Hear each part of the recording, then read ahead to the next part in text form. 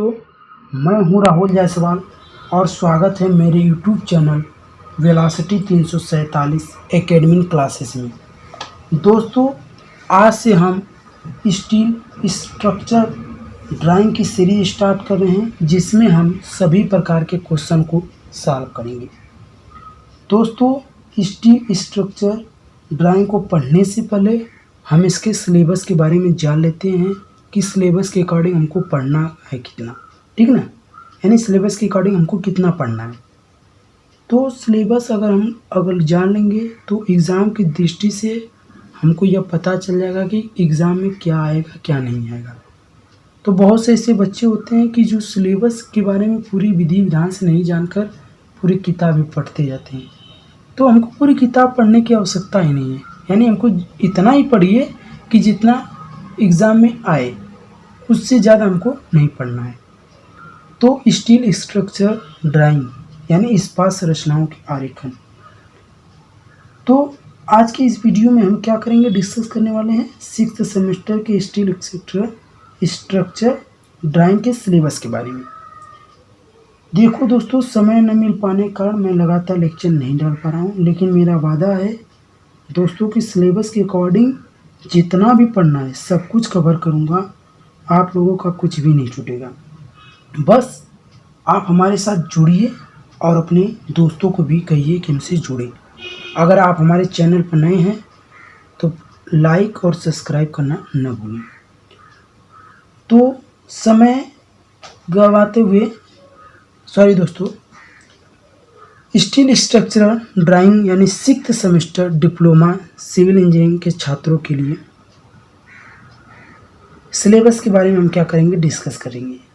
यानी steel structure drawing यानी इस्पात संरचनाओं के आरेखन।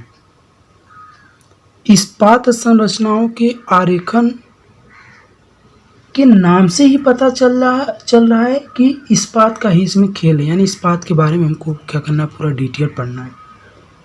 तो ड्राइंग नंबर फर्स्ट में हम क्या करेंगे, रूफ ट्रस के बारे में पढ़ेंगे, यानी छत कैंची। तो इसमें drawing of Fink roof truss, देखिए drawing of Fink roof truss, यानी फिंक रूफ ट्रस की हमको ड्राइंग बनानी है।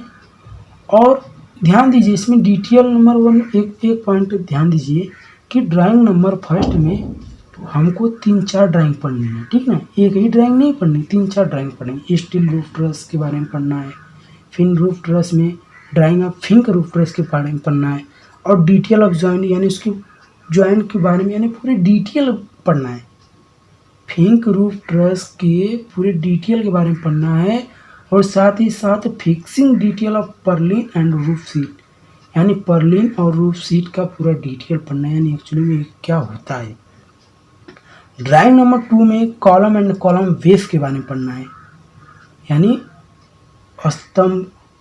स्तंभ बेस के बारे में पढ़ना है कि drying of splicing of steel column, यानी ड्राइंग किसकी बनानी है, स्प्लिसिंग ऑफ स्टील कॉलम की बनानी है, और ड्राइंग ऑफ स्लैब बेस और स्लैब बेस की ड्राइंग बनानी है, और गजेटेड बेस की ड्राइंग बनानी है, और साथ ही साथ ग्रिलेज बेस की भी ड्राइंग बनानी है, और single section of steel column, single section का स्टील कॉलम भी हमको क्या करना है, बनाना है।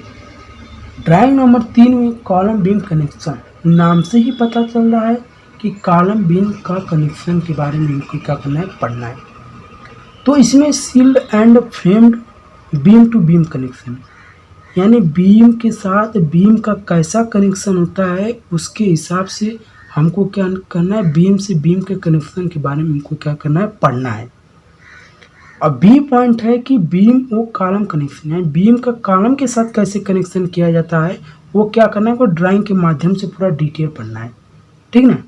ड्राइंग नंबर 4 में प्लेट गर्डर बोल्टेड, यानी प्लेट गर्डर के बारे में पढ़ना है, यानी कहने का सिद्धांत से प्लेट के बारे में ही हमको क्या करना है, यहाँ पर पढ़ना है।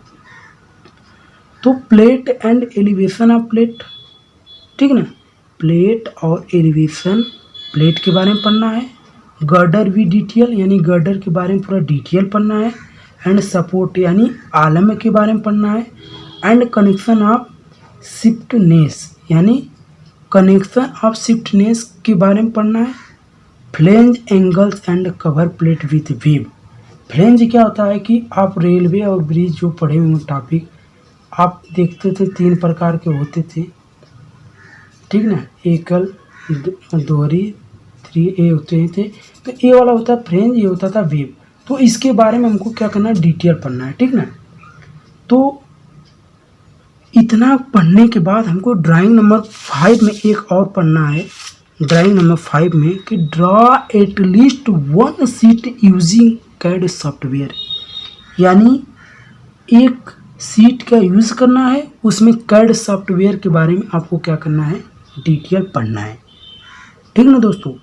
इतना पढ़ने के बाद हम आप लोगों को लास्ट में बता देना चाहते हैं कि ड्राइंग नंबर 1 में is the very very important topic है। इसको आप लोग पढ़ लीजिए क्योंकि एग्ज़ाम में ये देखने को अक्सर मिल जाता है। और ड्राइंग नंबर 3 में is the very very important column beam connection, यह भी परीक्षाओं में देखने को अक्सर मिल जाता है। और तीसरा पॉइंट आता है कि प्लेट गर्डर, यानी इसके बारे में क्या करना है, हमको डिटेल जानना है। तो यह 3 पॉइंट को अगर मैं बात करूं तो आप जितना स्टार लगाना चाहिए स्टार लगा लीजिए, क्योंकि यह एग्ज़ाम में ज़रूर आएगा, ठीक ना।